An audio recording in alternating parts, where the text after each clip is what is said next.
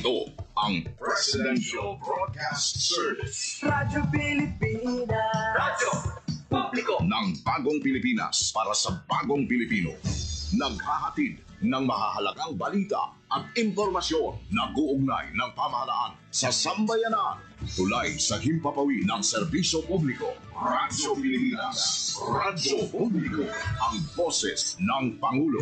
Sa Iloilo, Radyo Pilipinas. 585 AM. Para sa Radyo Pilipinas, alas 5:04 sa aga. Usapang Agrikultura.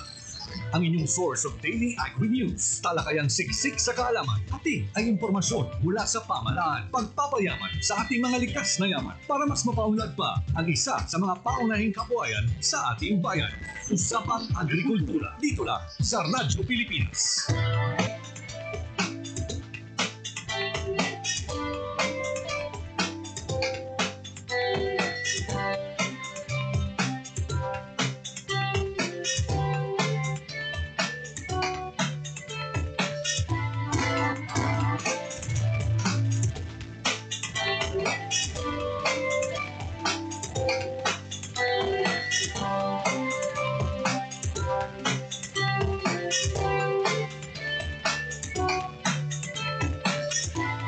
Maywaga Pilipinas, maywaga Western Visayas, siyudad kag probinsya sang Iloilo kag kutob sa manabutan sang amon pagserbisyo.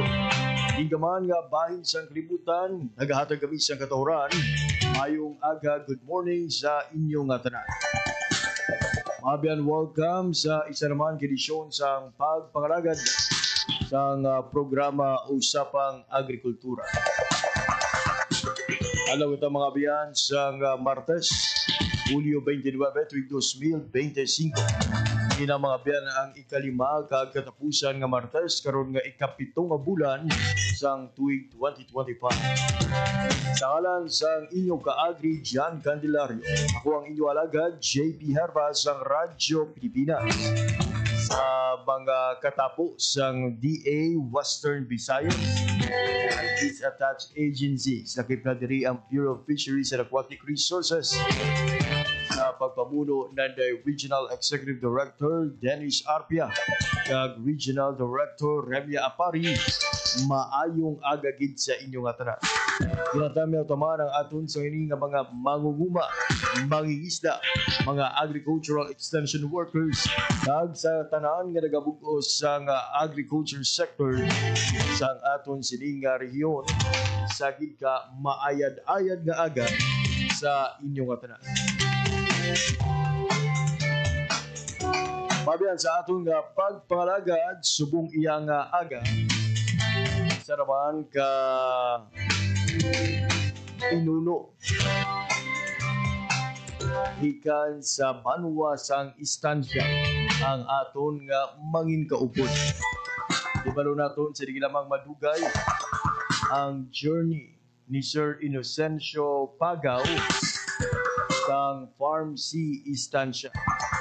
Wala ang ila sining nga papel sa pagdumala sang kadagatan sa nasabit nga banwa kag ano ang ila sining nga mga ginahimo para papag-unon ang fishery sector sang ila sining nga banwa.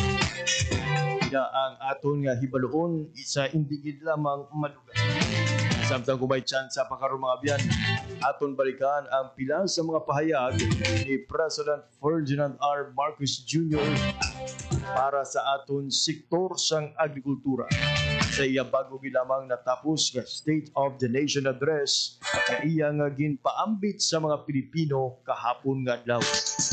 Pero antes kita magpatpat sa aton sining nga mga balita lokal kag aton nga pagpakig-angon sa aton nga bisita subong iya nga aga, mag-check kita ani mga biyanha sa latest update sa lakat sang panahon.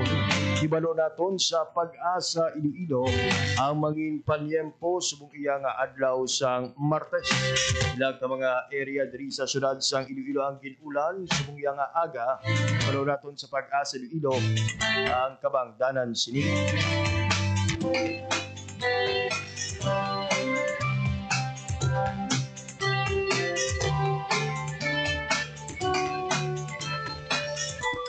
Halikan na natin mga biyan ang atong sininga koneksyon sa pag-asa sa indigid lamang maduga. Oras sa Radyo Pilipinas, alas 5:09 na sa aga.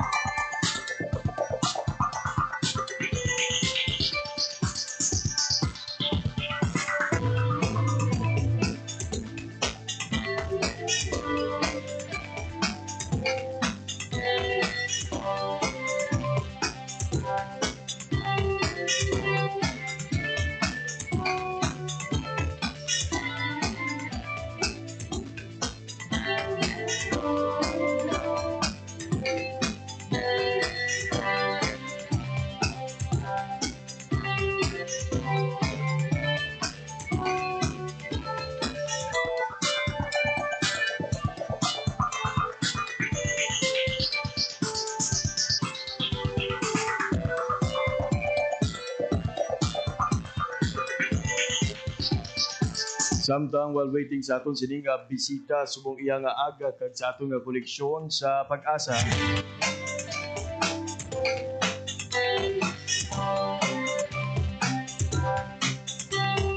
Give sa mga ginpaambit sang aton sininga presidente sa iya nga State of the Nation address kahapon ang iya sininga pagpasiguro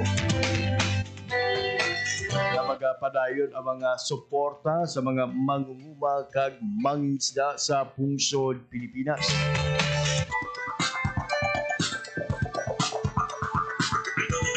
Man sa mga ginapaambit sa presidente sa iya sininga mensahe ang iyang pagtuman sa promesa pagbaligya sa 20 pesos bugas o kung 20 pesos per kilo rice.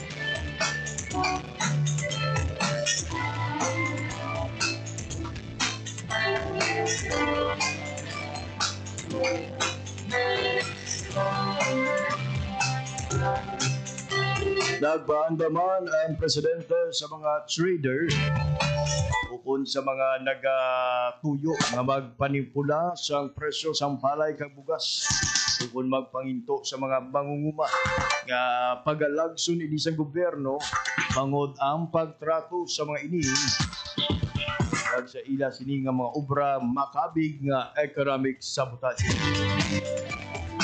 Hanggang bilang pangunahing solusyon sa mataas nga presyo sa baboy,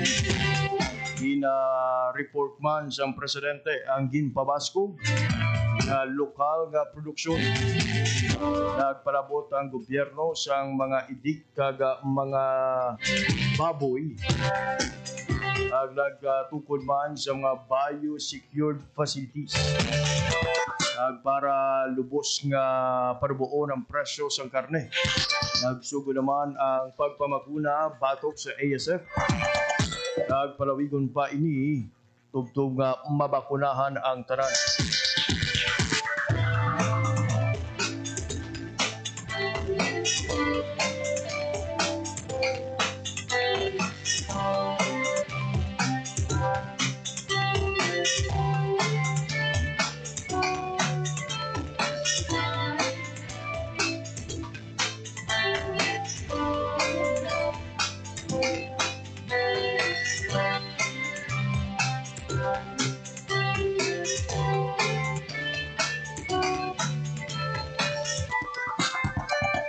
As I've said, mga biyan, libo-libong kilometro ang farm to market road nga ang naubra kag libo-libo pa nga kilometro ang farm to market road ang natalana nga i-groundbreak. Libo-libo man hektarya sang duta ang nakakaganas ang patubig sa bugos nga Pilipinas, kag libo-libong hektarya pa ang natalana nga patubigan. Libo-libo man nga makinarya kag pasilidad ang ginbuksan kag ginparagtag para sa mga manguma kag mangisda. Pero sa Presidente, madamo pa sang tukuron nga rice processing system. Ang ini nga mga pasilidad kag mga bangka nga humaan sa fiberglass ang iparagtag man sa mga mangisda. Ang tanan nga ini nga suporta din sa pagpreparar, sa pagpunla, nag-ani pagbiyahe tubtob sa pagbaligya. Samtang ginapaambit man sa Presidente nga milyon-milyon ka Pilipino ang nagasandig sa puno sang niyog bilang isa ka palangabuyan. Kani subong nga tuig, hindi magdubo sa 15 ka milyon ka hybrid kag mataas nga klase sa mga binhi sang niyog ang igatanom sa rarituhay nga lugar sang pungsod Pilipinas. Padayon ini mga biyan tubtob sa 100 milyon kung sa 100 ka milyon ka puno sang lubi ang matanom sa bugos nga pungsod. Para lubos nga pabasugon ang industriya sang lubi. Ingyoon man sang Presidente ang Kongreso nga amyendahan ang Coconut Farmers and Industry Trust Fund Act para naman nga mangin mas appropriate sa mga kinahanglanon sang aton nga mga mangunguma. Iyang pila lamang sa mga ginapabaskog karon sang aton nga Marcos administration. Ginadauman pa mga biyan nga madugangan sa mga bulig sa aton nga mga mangunguma.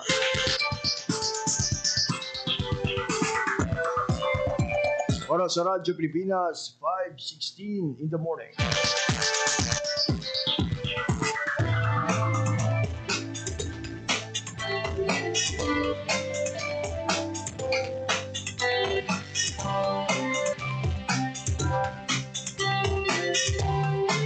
Oras sa Radyo Pilipinas, alas 5:10 sa isa aga sa sining oras ko po naton sa atong linya si sang Pag-asa Iloilo. Pabiyan sa atong sining linya si Sir Rolly Cuenca sang Pag-asa Iloilo. Sir Rolly, good morning. Yes sir, may nga sir, kag sa aton man yung mga tagpalamati. Ang manatang latest for the update sa subong adlaw, July 29 year 2025. Sa karon southwest monsoon or habagat nga epekto sa bilog ng pungsod. Dito sa sa Western Visayas, lauman sa gihapon naton magpatayan ng maayong panahon. May mga posibilidad lang sa gihapon no, sa mga isolated naton, yung mga pagulan-ulan, pagpangilan pa nag-uop dala sining southwest monsoon or habagat. Sarangan tugtob sa mapasugaton nga hangin, di ka nabagat na nakatunggan. Magdalainin sila sa sarangan tugtob sa mabalod ng mga pagbalod sa aton kadagatan. Forecast temperature naton nira sa 27 to 32 degrees Celsius. Adlaw naton gabot lang alas 5:38, magdadunod din siya alas 6:14 karon sa hapon. Kagaman naton latest sa update alin di sa Iloilo Pag-asa, Rolly Cuenca. Sir Rolly, ang ini mga pag-ulang at experience naton sa bunga aga, may we know sir, ano ang kabangdanan siya? Yes sir, ano mga isolated naton nga pagulan-ulan nung na-experience naton particularly sa syudad sa Iloilo isa dala ini sa southwest monsoon or habagat naton sir. Yes, sir. Well, we are not praying for typhoons to come. May ara bala sir, kaya nabantayan nga low pressure area or any weather disturbances ang Pag-asa. Sa karon sir, wala naman kita may na-monitor pa no or nasiplatan nga ini weather disturbance or LP sa Sordo-Sugba sa aton par. Alright, Sir Rolly Cuenca, for your time information hatag sa Radyo Pilipinas, madamo gid nga salamat kag padayon. Yes sir, thank you kag may aga sir. There you have it mga biyan ang latest updates sa lakas ng panahon gidulong sa aton sa Pag-asa Iloilo with Sir Rolly Cuenca sa piyak nga linya.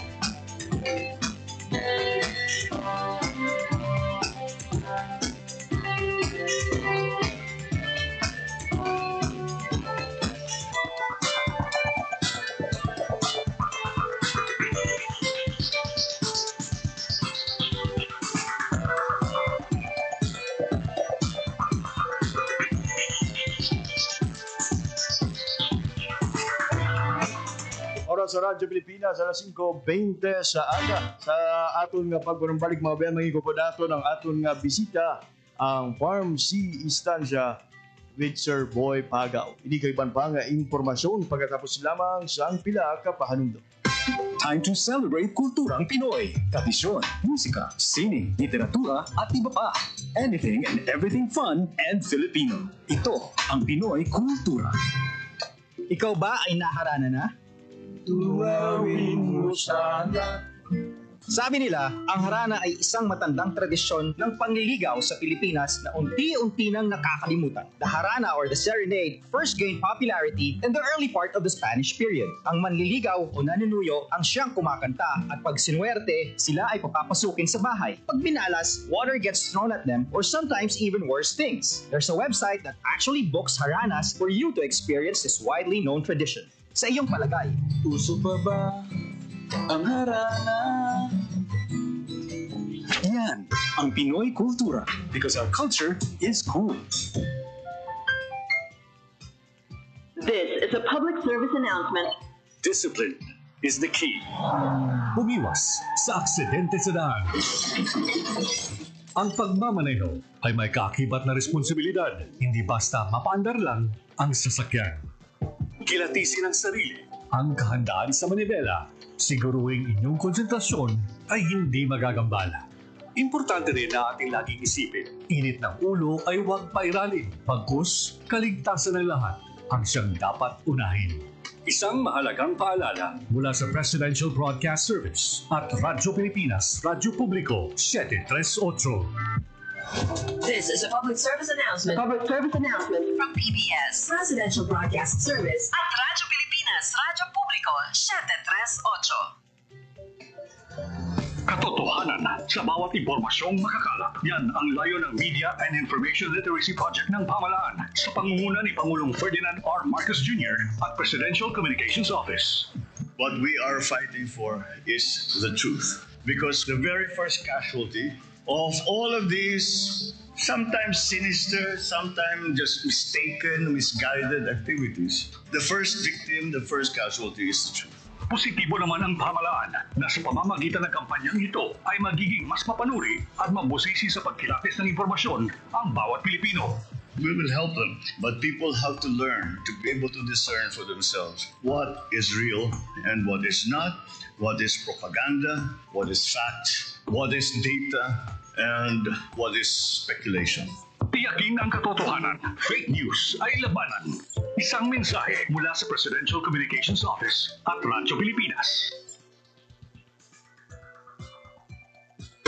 Time to celebrate kulturang Pinoy. Tradisyon, musika, sining, literatura at iba pa. Anything and everything fun and Filipino. Ito ang Pinoy Kultura.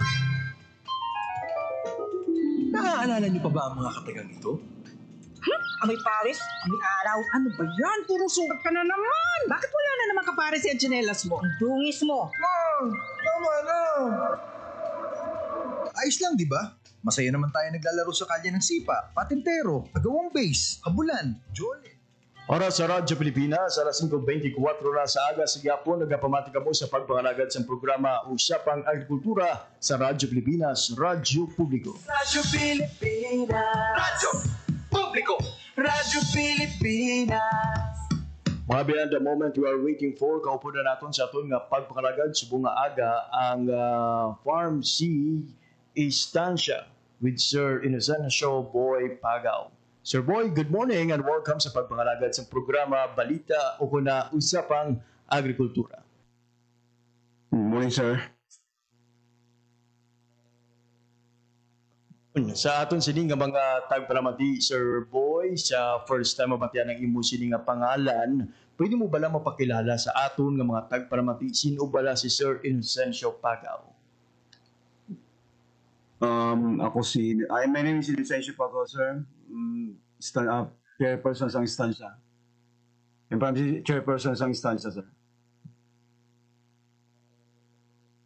Ikaw, sir? Ano na ikaw, Sir Kadugay, nga nag-serbisyo sa Farm C Estancia, Sir Boy? Almost 8 years, sir. As a Vice Chairman sa Inform Seat ng 2017. Naging Chairman ng Inform Seat Estancia 2019 until now, sir, up to 2025. Wow, malawig-lawig naman kali ang pagpangalagad mo bilang pinuno sa Farm C Estancia. And speaking of Farm C Estancia, Sir Boy, ano bala ang papel sa Farm C sa pagdumala sa kadagatan dira sa Banwa sa Estancia? Sir, gapamuno sa paghimo sa mga rekomendasyon o konpulisya na may kinalaman sa paggamit at pagprotektar at pagmaintenar sa kadagatan, sir. Sir Boy, may we know ang paano ginahimo ka ginapatuman ang mga desisyon sang inyo sining konseho?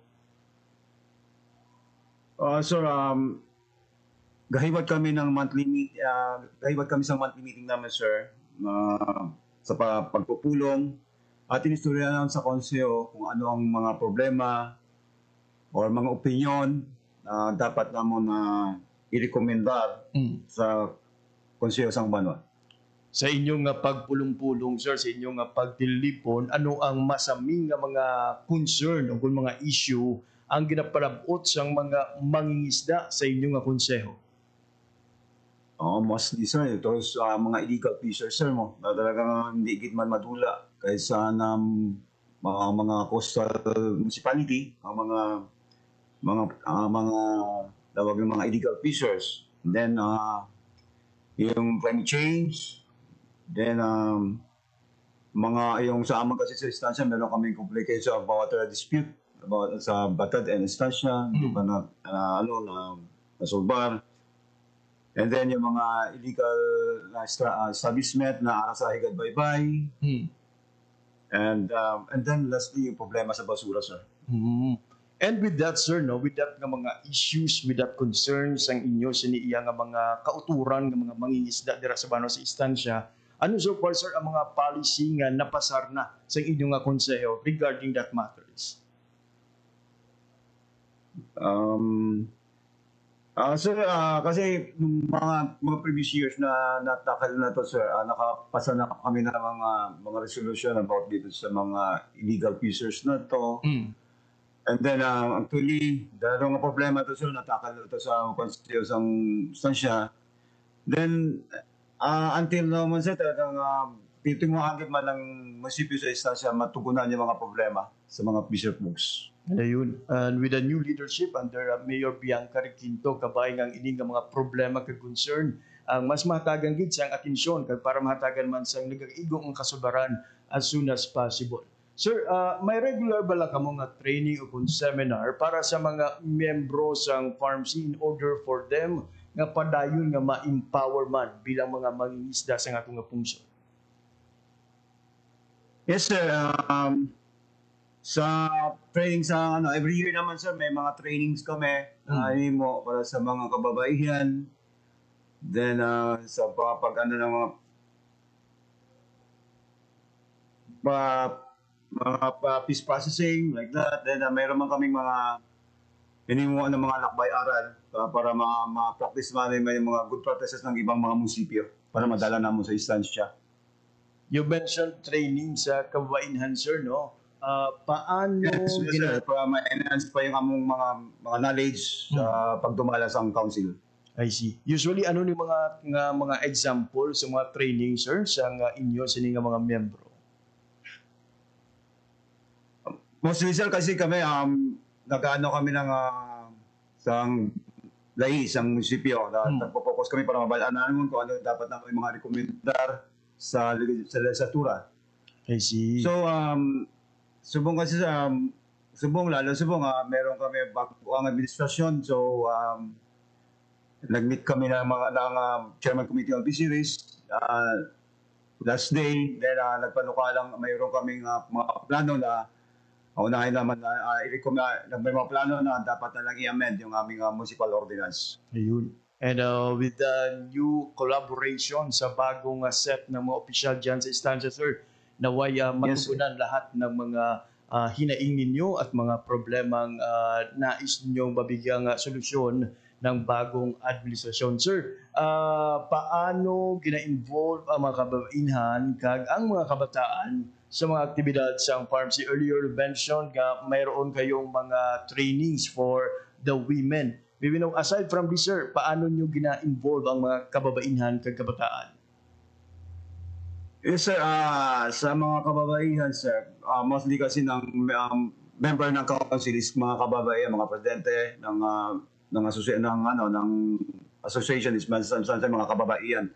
So we are doing cleanup drive, sir, mga group planting like that. Sa kabataan naman, nagano kami ng coastal cleanup drives, and then yung same thing na mga planting man sila. Kapansin-pansin, sir, no, na yung inyong isa sa mga focus talaga ng pharmacy ngayon ay ang pagbibigay solusyon sa kalinisan ng inyong coastal communities, from coastal cleanup to mangrove planting. Lahat ng ito ay pawang nakasentro sa pagpapaunlad ng kapaligiran dyan sa bayan ng Estancia. Sir, ano naman ang kahintangan sa pagsunod sa mga patakaran para sa close season kag year restriction? Hindi bala, sir, sinusunod ng maayos ng mga nangingisda dyan sa bayan ng Estancia? Yes naman, sir. Gatuman man na, siyempre, like close season, for example, close season, gatuman man ang pumuloy sa banwa sa Estancia, but hindi naman natin malikawan. May mga fisher folks na talagang nagbabiolate because ang reason is kailangan nilang buhiin ang kanilang mga pamilya. So, actually, may mga problema man talaga sa pagdating sa pag-implementar ng batas ng kadagatan. Because ang rason nga, because ang unang rason is yung kapikaduhan. So sa akong parang kasi sir, mas madalom ito na problema na dapat tinuan ng mga sangay ng gobyerno, hindi man lang LGU, then the national government, na para matugunan yun talaga at masolusyonan yung mga problema sa atong kadagatan. To be particular, sir, may ginapanumdor o may naisip po ba kayong rekomendasyon or solusyon na maaring maging agarang solusyon sa problema ito? Sir, ako talaga, actually, on my knowledge, sir, talagang wala pa gidman talaga ako na talagang solusyon na mag-iba sa mga problemang ito. Kasi kung mag-specific ako sa mga problema, napaka-budlay, sir, na daw kasi ang usa ka pamatsyagan is even na council na alam ko naman na may tingog dito sa amon, sa Banduan, sa Estancia. Hindi ko kasi maiwasan na magkaroon ng maling imahe sa pagdumala. Lalo pag nagkaroon na ng political, tinatawag na aspeto na political. Talagang masakit man, pero yun talaga siguro ang kamaturan. Sir, let's talk about the effects of climate change. Ito yung isa rin sa mga pinoproblema ngayon, hindi lang ng sektor ng pangisdaan, kundi ng iba't ibang sektor. May we know, sir, paano nakapekto ang climate change sa pagpangisda dira sa Banwa sa Estancia? Siyempre, sir, sa pagbabago ng panahon, ng sumbong, mainit, tugay-tugay, ulan, baskog. Then, pag tag-init talagang sobra naman yung init, yung isda, kapalawod na agad. Manaway natin pagigan, atras sa lawod. So, mabudlay man sa isang mga isda, lalo sa mga small fisher folks na magkatupa sa lawod, kahit tukanti ang kanilang mga pambot, kagmay lang na, sir. Hindi niya makalabo sa kalawuran agad. So, yan ang mga problema. Then, yung mga pagtaas ng tubig, dahil most of the fisher folks na nakatira agad man sa gilid ng baybay, like sa amon dito, sa Tansa, and then Bayas, Manipulon, dalasing mga place na yan na talagang naging problema nila yan. Sir Boy, sang nagligad nga si Mana lang nag-eksperyensya ang aton sining rehiyon sang halit sang habagat, no? For the information sang aton sining makuturan, kamusta kamo sa nagligad nga si Mana? Kamusta ang nangin epekto sang habagat sa inyong area? Pareho lang si kaluluoy naman ang managat kasi ang alam ko kasi 4 days yung pagkano sa amon ng Baskog Reserve. That's why yung mga mangisda nato nagagmay na mangisda way gigit pa kapalawod. Yun, sabi nga, I think gutom naman sila. That's why nag-recommend man ng council na para matugunan man ng local government unit ng instansya yung kanilang pangangailangan sa 4 na adlaw nila na YKED. So I just thank you naman na tinugon ng isang instansya. Ayun. It's good to know, sir, nga may ara na sa relief assistance nga ginpalabot sa inyo siniyang nga mga mangingisda dira sa banwas ang instansya kasunod man sa nangin epekto sa habagat nga nag-rason man o kung naghatag rason para hindi makapangisda ang atong sini nga mga kauturan dira sa inyo sini nga banwa. Sir, may access bala kamo sa early warning system o kung plano sa tiyempo sang kalamidad? Ang FRMC, wala po lang kaming mga access. But kami sir, kasalig lang kami sa pamati sa radyo, then palantaw sang TV sa mga anunsyo ng halin sa pag-asa. So but ang among local LGU and MDR MO, sila meron silang access, then sila man babalo sa mga pumuluyo sa bawat barangay na may mga anunsyo, sir. Kabay nga kamo man sunod, sir, no? Ang may ara sang early access mismo sa sining warning system kasi hindi taman manipod o dira sa norte masamiman ang mga pag-brown out kung wala kamo access sa radyo mabudlay man ang pag-access sa sining nga information. Sir, may partners bala kamo nga NGO o kung eskwelahan sa inyo sining nga mga proyekto? Yes, sir. Nung nagsimula ako sa council kasi after ULAND na 2016, mayroon kasi ng NGO na lagang sa amin like World Vision, World Renew at the time. Nag-support again sa amin but nag-end yung kanilang project ng 2020. But maayo man ang pagsuporta ng World Renew sa amon. And then pagdating sa eskwelahan, sir, mayroon mang niso, istansya na nag-ano man sila, kabulig man sila but nagdirekta lang sila doon sa mga association na nalolocate nila. I see. And kabay with this sharing of concern sa aton sining pagpangalagad subong, madamo pa nga mga organisasyon ang magpalabot sang bulig sa inyo. Well, tap your organization, sir, para nga mas maraming mangisda sa banang instansya ang matutulungan. Lastly, sir, ano ang pinakakinahanglanon nga bulig sa inyong pharmacy para mas mangin epektibo? So, sa akon sir, kinahanglan ko sa holistic na support, technical, then financial at legal kag moral. Good maging mabakod ang leaders sa pagdumala sa karagatan. Kung kumpleto ang bulig, mas madali maabot ang handom sa sustainable na pangisda kag proyekto ng karagatan, sir. Sir Boy, sa mga kauturan naton nga kabahin sa mga non-government organization or NGO, ano bala sir ang mga suporta gid nga kinahanglan ninyo subong kag paano bala makapalabot sang suporta, how to contact sang pharmacy instansya? Of course, sir, sa amon sa local government and mostly sa Office of Municipal Agriculture, pwede man nila kami diyan makontak. But sir, about dun sa mga nakailangan po ng mga pumuluyo sa projects and programs na kailangan, siguro sir, masisabong kasi sa pangisda kasi sa instansya daw law sa ulit sa Bisayas, sa production ng Bisayas, nagkubos magid man, daw magbudlay na gid mang isda because nagagmay ng production.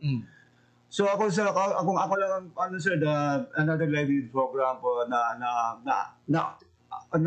pick sa kanila na okay sa kanila pangabuyan, sir, na makadugang man at makabulig. And speaking of livelihood program, sir, may particular kita, sir, nga livelihood program nga ginapanumdong nga namigid nga ihatag o kung iga palabot na suporta sa aton sini nga mga mangingisda dira sa istansya. Yes, sir. Sa abong kasi sir, ang namon target naman good namon dito sa Bong, yung mga dugang na mga programa sa katulad ng mga oyster culture, then yung milkfish, yung sa milkfish na pangisda. Then siguro sir, sa mga processing bala, mga fish processing, like ang mga pagpaka sa mga isda. Ako ano ang pwede, sir, para sa kanila? Ayun. O para hindi lang magsalig, no? Kung malain ang tiyempo sa gihapon, tuloy-tuloy ang kabuhayan o kung palangabuyan dira sa istansya, Sir Boy. Yes, sir. Yes, sir. Actually, by next day, mayroon na naman akong magkata naman ako sa Water Association para magkaroon ng consultation about kung ano talaga ginawa ng mga makailangan nilang programa halalain sa gobyerno na sarang may bulig sa kanila. Sir Boy, subong mga nabiling binulan sa tuig 2025, ano pa sir ang mga nakalinyatan ninyo ng mga aktibidad? Yun nga sir, ang nakapokus din kami sa muna yung pag-amend ng aming coastal ng FOM namin ng Municipal Fishery Ordinance namin sir. Kasi it was 2020, 2005 pa siya, 2002, that's 2012. 2004 sir, ginawa siya, so dugay na siya. So, yung ibang kailangan i-amend na ng aming nila struktura. Grabe, more than 20 years or duha na kadekada nga wala na bayluhan o kung wala na islan, sir, ang pila ka mga provision sa inyo sining municipal ordinance on that matter. May we know, sir, kung okay lang, ano bala ang mga ginaduso ninyo nga mga amendments sa sining ordinance, sir? Subong sir kasi ang naging problema kasi sa namin sir about dun sa mga those structure mga ginagawa mga structure na sa among grid bye-bye like may mga yung ginawa mga mini fort na sa mga grid bye-bye. And then yung problema ito yung problema ng amon sir ng mga mangisda like sensoro, mga troll na yan. Kung ano ba silang mahimo, may bulig sa kanila para to change doon sa mga maayo na hindi makasira sa atong karagatan. Ayun. Looking forward, sir, nga ang best interest sa mga mangisda ang mapamatian gid sa siniyang lihok nga maamyendahan ang inyo sining municipal ordinance para sa aton sining palangisdaan. Lastly, Sir Boy, ang imo sining mensahe sa aton nga mga kauturan nga mga mangisda dira sa banwa sang istansya. So, sir, ang message ko lang sa kanila about sa mga problema ng istansya na hopefully lang na tani antos lang kita, then I always naman nagapati na ang gobyerno na ara lang gyapon para sa amon. So, kailangan lang naman tugunan ang mga obligasyon naman bilang mga gabay na mangisda na palagaan o protektahan o mintanar ang atong karagatan. And may araw bala, Sir Boy, sa mga luyag pasalamatan o luyag nga i-greet sa aton sining nga pagpangalagan. Yes, of course, unang-una sir, sa before, then provincial government, and then the radio station, DYLL. Ayun. Madamo giga salamat, Sir Boy, sa imo sining nga oras for your time and information nga hatag sa Radyo Pilipinas. Madamo nga salamat kag padayon. Sige sir, thank you, sir. There you have it, mga biyasa, Sir Inocencio sa Farm C Istansya sa iya sining nga pagpaambit sa aton sining mga ukon sa ila sining nga mga aktibidad kag subong man mga kausa dira sa banwa sang istansya. So kabay nga mapamatian gid ang mga concern sa mga mangingisda sa banwa sang istansya with the new leadership under Mayor Bianca Requinto. Ang kabay nga mas mapapag-un pagid ang palangawian sa mga mangingisda. Not only relying sa pagpangisda mga biyan ha, man sa mga ginahandom ni Sir Boy para sa iya sining mga kopdanan ng mga mangisda sa banwa sang istansya ang dugang nga mga programa sa palangabuyan. Ang isang milkfish and oyster production, mga food processing, ang bisan marain bala ang panyempo way isang kakulbaan ng aton sining mga mangingisda okay, aside sa pagpadulong sa karagatan kung pangisda mga abyan may ara sila sang additional pa iya nga mahimo nga obrahon nga negosyo, mahimo nga makuhaan sang pondo, makuhaan sang kita para nga masuportahan sa gihapon ang kinahanglanon sang ilatag sa kapamilya. It's good to know nga madamo man siyang training, no? Kaga mga aktibidad ang ginapreparar sa farm si istansya. Hindi lang sa ila sining nga mga kababaihan nga mga membro, hindi lakip man diri ang mga kabataan.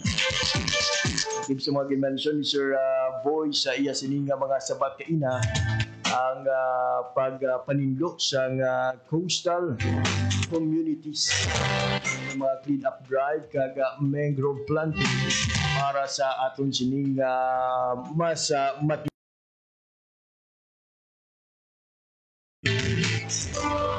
friendly coastal community activities.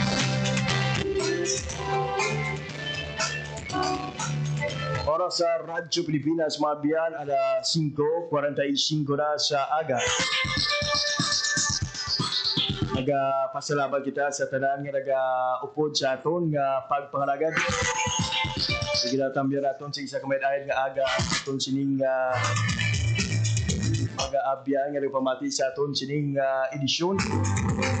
Mayong aga gid kay SB member Edgar Egay Olvedo sa Banwasang San Judisio. Nag-upod sa aton sining pagpangalagad at subuman si Lodi Paulette Pamplona Palomo, mga abyan naton no gikan sa Tumaraw Capiz. Ayong aga man kay Ma'am Terry Figueroa. Good morning everyone from Feeder Port Office, Estancia, Iloilo. Kay Mimi Sobrevega, mayong agagid. The men and women of BFAR Region 6, mayad-ayad gid na aga sa inyo nga tanan. Oy boss kadlaw mga abyan ha, isa naman kedisyon ang aton sining pag-update. Naupod sa aton sining Farm si San Dionisio. Baro naton ang istorya naman sa Fisheries and Aquatic Resources Management Council San Dionisio. Ano ba lang ila siniya nga mga aktibidad nagsubong mga programa nagpatuman para pasangkaron, pabaskugon, kag panamion pa ang estado sa kabuhi sa atong mga mangisda dira sa Banwasang San Dionisio. Kay mingi kay isa sa mga avid listener natin sabahan sa mga katapusang konseho sa Banwasang San Dionisio.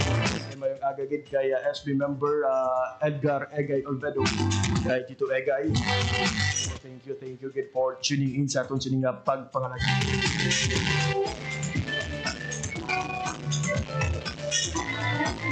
Oras sa Radyo Pilipinas, alas 5:48 sa aga.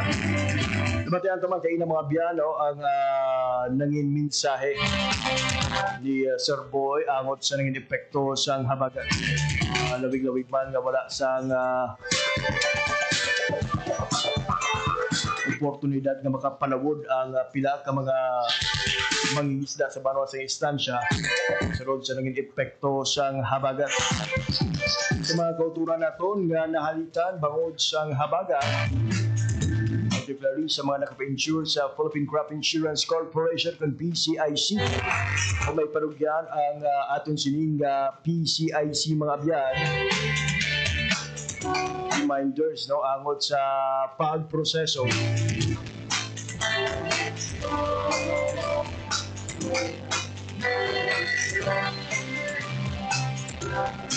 para nga makabaton sa indemnification sa kahalitan nga inyo siniyang na angkon.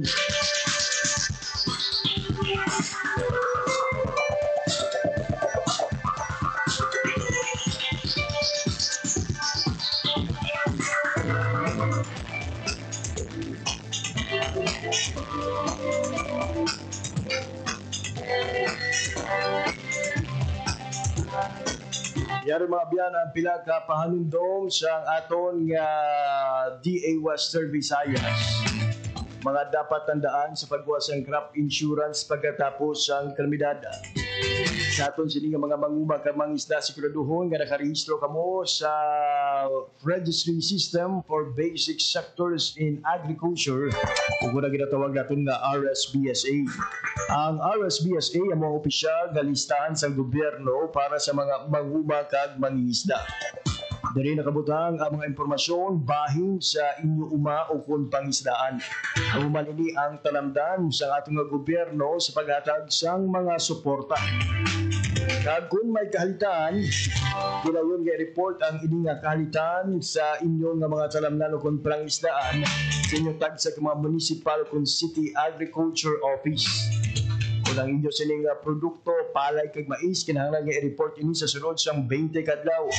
Kung kamo naman nag-engage sa mga high-value crops kaangay sa kamatis, talong, marguso, i-report ini sa sunod sang 3 kadlaw. Sa livestock kag poultry, sa mga nagasagod naman sang karbaw kag sang baka, pati na sa mga kanding kag mga manok, i-report ini sa sunod sang 7 kadlaw. Kung kamo naman ang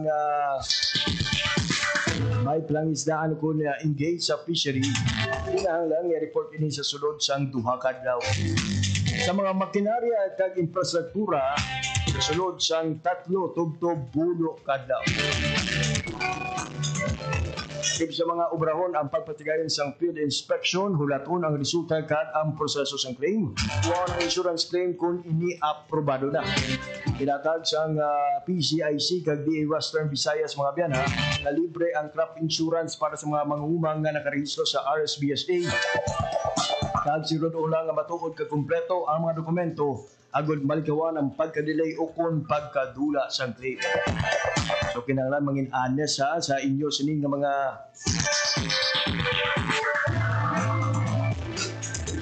declare ng mga damages para madasigid nga makaangkon ng indemnification.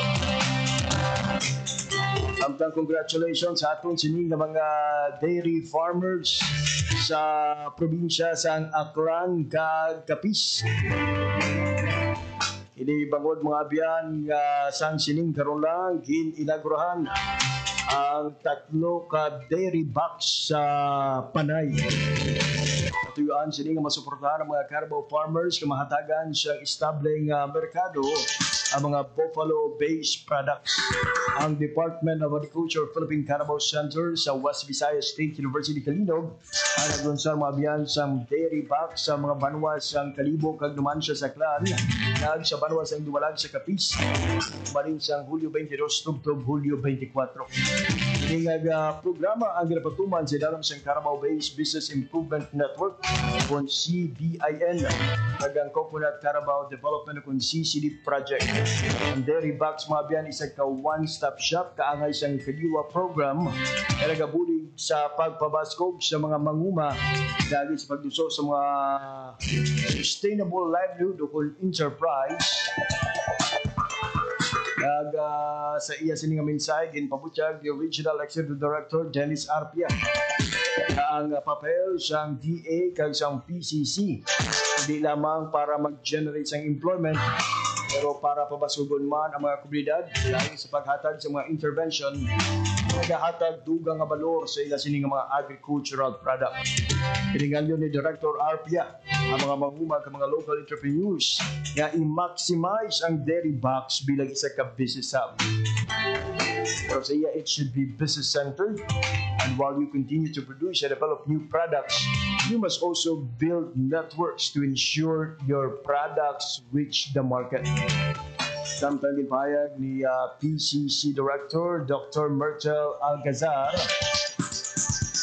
ang iya sining pagpasalamat sa provincial governments kag Provincial Agricultural Office sa probinsya sa Aklan kag Capiz sa ila sining suporta para matuman ang ining inisyatibo intended mga biyan para pabasugon ang local dairy production and marketing.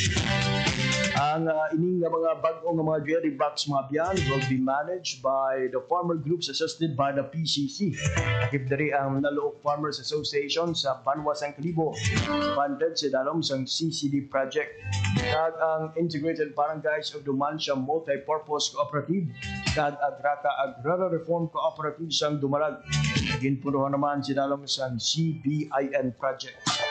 Ang CBIN project ang ginpatuman sa ibang pang mga area pinagi sa mga partnership sa Hamtik Multi-Purpose Cooperative kag Pandan MPC sa Antique, Marotac Nuevo Development Cooperative sa Iloilo kag ang Guimaras Employees MPC sa Hordan Guimaras. Samtang another dairy box mabiyan silalom sang CCD project in partnership with GMT Consumers Cooperative ang natala ng buksan sa Makato, Aklan. Oras sa Radyo Pilipinas, alas 5:55 na sa aga. Gabayad tumabiyan ang mga balita kag impormasyon agod sa atong sektor sang agrikultura sa mga adlaw sang Martes, Hulyo 29, tuig 2025. Agad atong ginapasalamatan ang ato ng bisita of the day.